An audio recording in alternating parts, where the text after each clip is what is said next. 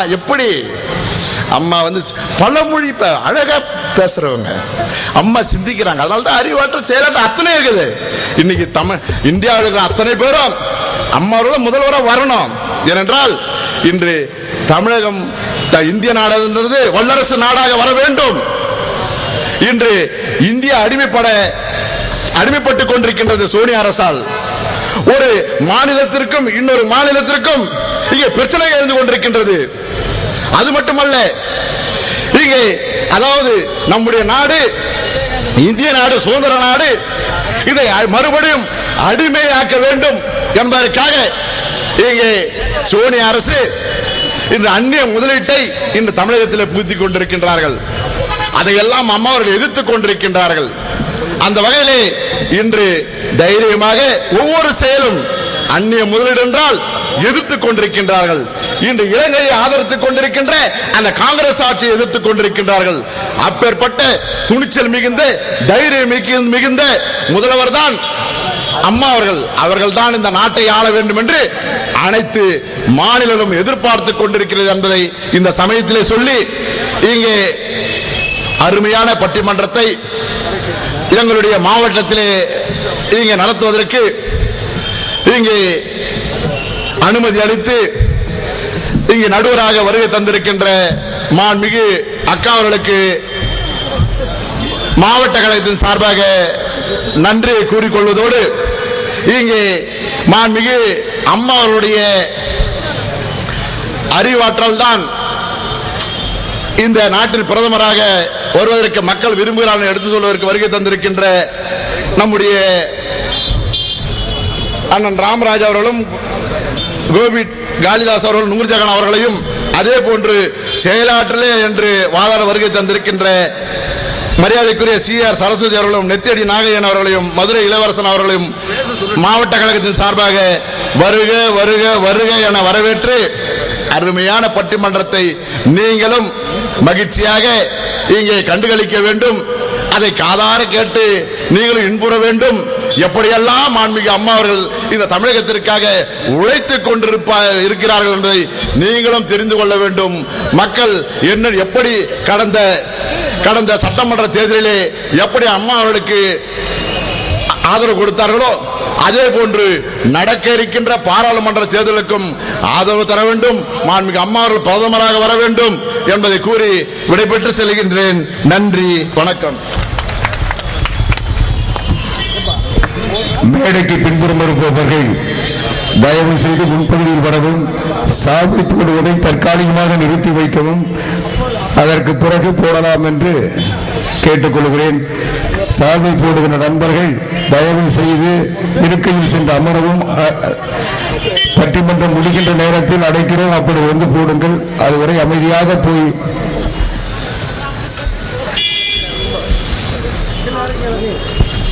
மாண்புமிகு தமிழ்நாடு முதலமைச்சர் புரட்சி தலைவி அம்மா அவர்களின் 65வது பிறந்த நாளை முன்னிட்டு திருவள்ளூர் மாவட்டத்தின் இலக்கிய அணியின் சார்பில் மிகவும் சிறப்பான ஒரு பட்டிமன்றத்தை ஏற்பாடு செய்திருக்கின்ற மாவட்டத்தினுடைய இலக்கிய அணி செயலாளர் சகோதரர் ஆவடி குமார் அவர்களே, பட்டிமன்றத்தை தொடங்கி வைத்து பேசிய தமிழகத்தினுடைய பால்வளத்துறை அமைச்சர் எங்களின் மரியாதைக்குரிய சகோதரர் மாவட்ட கழக செயலாளர் மாதவரம் மூர்த்தி அவர்களே, வரவேற்புரை நிகழ்த்திய தமிழ்நாடு வக்ஃப் வாரிய உறுப்பினர், தமிழ்நாடு ஹஜ் கமிட்டி உறுப்பினர், சட்டப்பேரவை உறுப்பினர் மரியாதைக்குரிய சகோதரர் அப்துல் ரஹீம் அவர்களே, ஆவடி நகர கழகத்தினுடைய செயலாளர் சகோதரர் தீனதயாளன் அவர்களே, இந்த விழாவில் கலந்து சிறப்பித்துக் கொண்டிருக்கிற ஆவடி நகர கழகத்தினுடைய நிர்வாகிகளே, பிற அணிகளை சார்ந்திருக்கிற நிர்வாகிகளே, நகர்மன்ற உறுப்பினர்களே, இறுதியாக நன்றி சொல்ல இருக்கின்ற கழகத்தினுடைய பொறுப்பாளர்களே, காலத்தின் அருமை கருதி கழக தோழர்களின் பெயரை சொல்லுவதற்கு முடியாமல் போய்விட்டது. அதற்காக என்னை மன்னிக்க வேண்டும் என்று நான் கேட்டுக்கொள்கிறேன். 6 தலை சிறந்த பேச்சாளர்கள் இங்கே அமர்ந்திருக்கிறார்கள். அவர்களுடைய பேச்சை கேட்பதில் நீங்கள் ஆர்வத்தோடு அமர்ந்திருக்கிறீர்கள். மாண்புமிகு இதய தெய்வம் புரட்சி தலைவி அம்மா அவர்கள் இந்திய பிரதமர் ஆக வேண்டும் என்று நம் நாடே விரும்புவதற்கு காரணமாக இருப்பது புரட்சி தலைவி அம்மா அவர்களின் அறிவாற்றலே என்கிற தலைப்பில் தலைமை கழக பேச்சாளர் முன்னாள் நாடாளுமன்ற உறுப்பினர் மரியாதைக்குரிய சகோதரர் திரைப்பட நடிகர் ராமராஜன் அவர்களும் அவருக்கு துணையாக தலைமை கழக பேச்சாளர்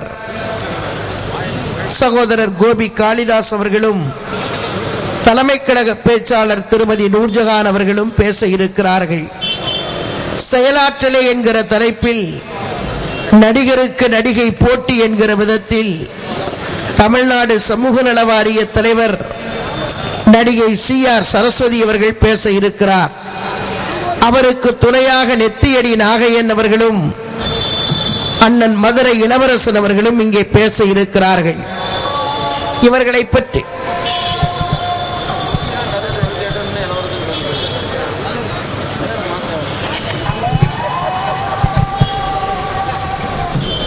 ஆறு தலை சிறந்த பேச்சாளர்கள் உங்களை எல்லாம் சிரிக்கவும் சிந்திக்கவும் வைத்து பேசி இங்கே மகிழ்விப்பதற்காக அமர்ந்திருக்கிறார்கள். தலைப்பு இந்திய நாட்டினுடைய பாரத பிரதமராக புரட்சி தலைவி அம்மா அவர்களுக்கு இந்திய நாடே விரும்புகிற அளவிற்கு அவருடைய அறிவாற்றலும் செயலாற்றலும் இருக்கிறது என்பது இந்த நாட்டுக்கே தெரிந்த விஷயம். அதிலே விஞ்சி நிற்பது அறிவாற்றலா செயலாற்றலா என்பதுதான் பட்டிமன்றம். அறிவாற்றல் என்கிற தலைப்பிலும் செயலாற்றல் என்கிற தலைப்பிலேயும் பேசுவதற்கு அமர்ந்திருக்கிறார்கள். பேச இருக்கிற பேச்சாளர்கள் ஒருவரை ஒருவர் தனிப்பட்ட முறையிலே சாடிக்கொள்ளக்கூடாது. காரணம், இது பட்டிமன்ற புரட்சி தலைவி அம்மா அவர்கள் இந்திய நாட்டினுடைய தலைவராக வருவதற்கு கொடுக்கப்பட்டிருக்கிற தலைப்பு. அது மட்டுமல்ல, நடுவர் என்ன கருத்தை பேசுகிறாரோ அந்த கருத்தை நீங்கள் துணைக்கு அழைத்துக் கொள்ளக்கூடாது. உங்க கருத்து சொந்த கருத்தா இருக்கணும். என் கருத்தோட விடுவாரு, ஆனா அதை நீங்க துணைக்கு தொட்டுக்க கூடாது. ரெண்டாவது, இப்ப வந்த கொஞ்ச நேரத்திலே பாத்தீங்கன்னா 2 பேருக்கு சண்டை. நானும் மூர்த்தியும் பயங்கரமா இந்த தீர்த்து வச்சிருக்கிறோம். இளவரசர் அங்க போய் உட்காந்துக்கிட்டு எந்திரிச்சு வரவே மாட்டேன்ட்டார். முடியாது இங்கதான் உட்காருவேன்ட்டாரு. அப்புறம் நூர்ஜஹான் வந்தோடனே ரொம்ப கெஞ்சி கூத்தாடி, இதுதான் தலைப்பு, இங்க வந்து உட்காருங்கன்னா முடியாது நான் அங்கதான் உட்காருவேன் அப்படின்னு ஒரே பிடிவாதம். ஆரம்பத்திலேயே சண்டை ஆரம்பமாயிடுச்சு. பட்டிமன்றம் மிகவும் விறுவிறுப்பாக நடைபெற இருக்கின்ற பட்டிமன்றம். பேசுகிறவர்களை பற்றி உங்களுக்கு தெரியும். இந்திய நாட்டினுடைய பாரத பிரதமராக புரட்சி தலைவி அம்மா அவர்கள் வருவது என்பது காலத்தின் கட்டாயம். அதை யார் நினைத்தாலும் தடுத்து நிறுத்தவே முடியாது. அம்மாதான் பிரதமராக வர முடியும் என்பதை இந்திய நாட்டு தலைவர்களே பல பேர் சூசகமாக சொல்லி இருக்கிறார்கள். பாரதிய ஜனதா கட்சியினுடைய தலைவர் அத்வானி கூட பேசுகிற போது ரொம்ப சூசகமாக சொல்லி இருக்கிறார். பிஜேபியும் இருக்காது, காங்கிரசும் இருக்காது. வேறு யாராவது வருவார் என்றால் வேறு யாராவது யார் இருக்கிறார் இந்தியாவிலே? யாராவது உண்டா?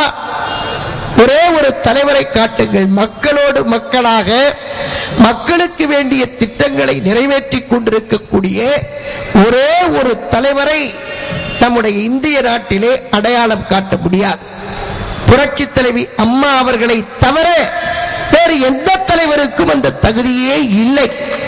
அதை நீங்கள் எல்லாம் பார்த்து கொண்டிருக்கிறீர்கள்.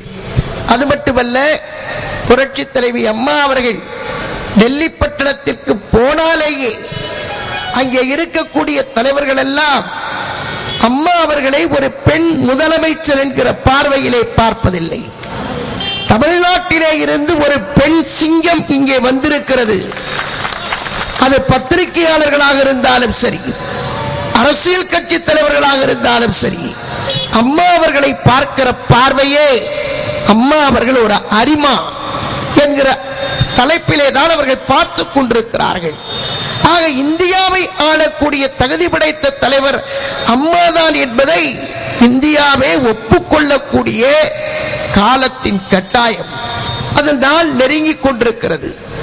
காங்கிரஸ் கட்சி ஆட்சி நடத்தி கொண்டிருக்கிறது என்று சொன்னால் கேவலமாக ஆட்சி நடத்தி கொண்டிருக்கிறது.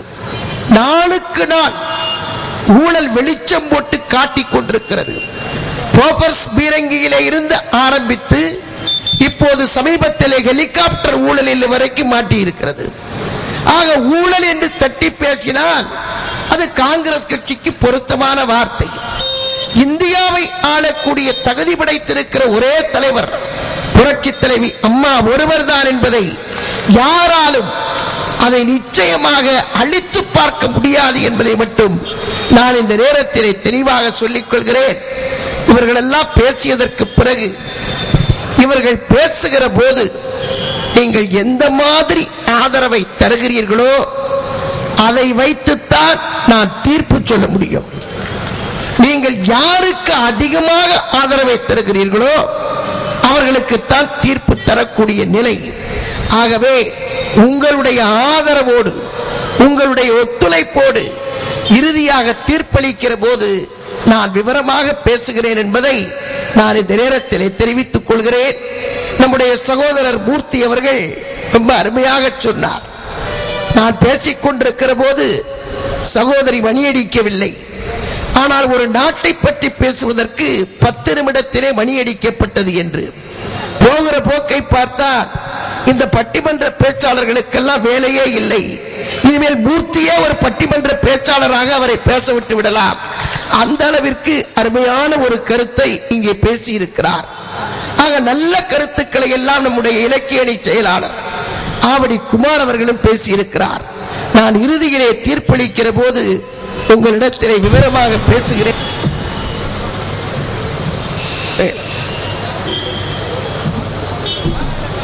இந்திய பிரதமர் ஆக வேண்டும் என்று மாண்புமிகு அம்மா அவர்களிடம் நாடே விரும்புவதற்கு காரணமாக இருப்பது புரட்சி தலைவி அம்மா அவர்களின் செயலாற்றலே என்கிற தலைப்பில் தமிழ்நாடு சமூக நல வாரிய தலைவர் CR சரஸ்வதி அவர்கள் பேச வருகிறார்.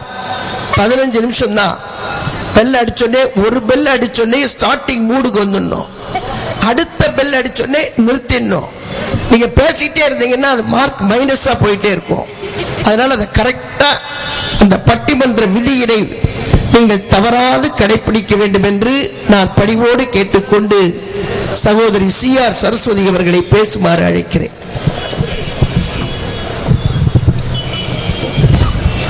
மண்ணை விட்டு மறைந்தாலும் மக்கள் மனதை விட்டு மறையாத மன்னாதி மன்னன் தான் சம்பாதித்த பணத்தை எல்லாம் இந்த நாட்டு மக்களுக்கு வாரி வழங்கிய வள்ளல் பொன்மன செம்மல் மக்கள் திலகம் நான் வணங்கும் இதய தெய்வம் புரட்சி தலைவர் எம்ஜிஆரால் தொடங்கப்பட்ட அனைத்திந்திய அண்ணா திராவிட முன்னேற்ற கழகத்தை வழிநடத்தி செல்லும் பெண்ணினத்தின் பாதுகாவலர் சமூக நீதி காத்த வீராங்கனை ஒரு கருணாநிதி அல்ல 1000 கருணாநிதிகள் அணிவகுத்து வந்தாலும் அத்தனையும் வீழ்த்தி வெற்றி வாகை சூடி வரும் தர்ம தேவதை எங்களை எல்லாம் வாழ வைத்துக் கொண்டிருக்கும் எங்களின் இதய தெய்வம் தமிழகத்தின் வெற்றிகரமாக 3வது முறையாக முதலமைச்சர் மிக விரைவில் ஆண்டவன் அருளோடும் உங்கள் ஆசியுடனும் இந்திய திருநாட்டின் பிரதமராக அமரப்போகின்ற வாய்ப்பினை பெற்ற டாக்டர் புரட்சி தலைவி அம்மா அவர்களின் 65வது பிறந்தநாள் விழாவை ஒட்டி நடைபெறும் இந்த சிறப்பு வாய்ந்த பட்டிமன்றத்திற்கு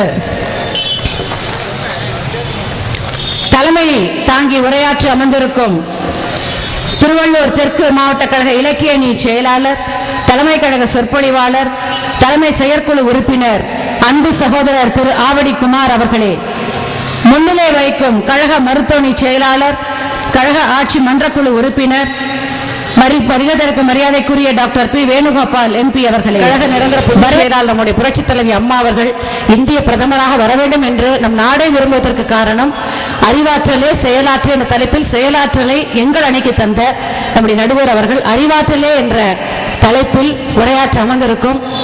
என்னதான் எங்களுடைய எதிரணியா இருந்தாலும் பாராட்ட, நாங்க எப்பவுமே எதிரியா இருந்தாலும் பாராட்ட கடமைப்பட்டிருக்கோம், தவறவும் மாட்டோம். ஒரு நல்ல நடிகர் மட்டுமல்ல, எனக்கு தெரிஞ்சு சினிமாவில் ஒரு ஹீரோ இன்ட்ரடக்ஷனே பார்த்தீங்கன்னா ஒரு மிகப்பெரிய அளவில் இருக்கும். ஆனால் அந்த இலக்கணத்தை மாற்றி ஒரு படம் முழுக்கும் வெறும் டிராயர் மட்டுமே போட்டு நடிச்சு அந்த படத்தில் மிகப்பெரிய வெற்றியை தந்தவர், அம்மாவுடைய உண்மையான விசுவாசி. தொடர்ந்து கழக கூட்டங்களை இதெல்லாம் எதுக்கு சொல்றேன்னா நம்முடைய கலைத்துறையில் இருந்ததுனால, அதுக்காக உங்களுக்கு நான் ஆதரவு நினைச்சுக்காதீங்க. கழக சொற்பொழிவாளர், முன்னாள் நாடாளுமன்ற உறுப்பினர், அம்மா சமீபத்தில் திரைப்பட நல வாரியம்னு அறிவிச்சிருக்காங்க. அந்த நல வாரியத்தில் கமிட்டி மெம்பர்ஸ் போட்டிருக்காங்க. அதுல டைரக்டர் பி வாசு, பாலச்சந்தர் சார்லாம் இருக்காங்க. அதில் ஒருவராக அம்மா அவர்கள் நம்முடைய ராமராஜன் அவர்களையும் அறிவித்திருக்கிறார்கள். அந்த திரைப்பட நலவாரிய உறுப்பினராக சமீபத்தில் அம்மாவால் அறிவிக்கப்பட்டிருக்கும் அன்பு சகோதரர் ராமராஜன் அவர்களே, தலைமை கழகத்தின் ஆற்றல் மிகு சொற்பொழிவாளர், அருமையாக உரையாற்ற காத்திருக்கும் அன்பு சகோதரர் கோபி டி காளிதாஸ் அவர்களே. அக்கா, இதுலயே புரிஞ்சுக்கங்க எங்களோட பெருந்தன்மையை. நாங்க எவ்வளவு பாராட்டுறோம் பாருங்க அவங்க. அதெல்லாம் மனசுல என்ன பாயிண்ட்ஸ் நோட் பண்ணுங்கக்கா.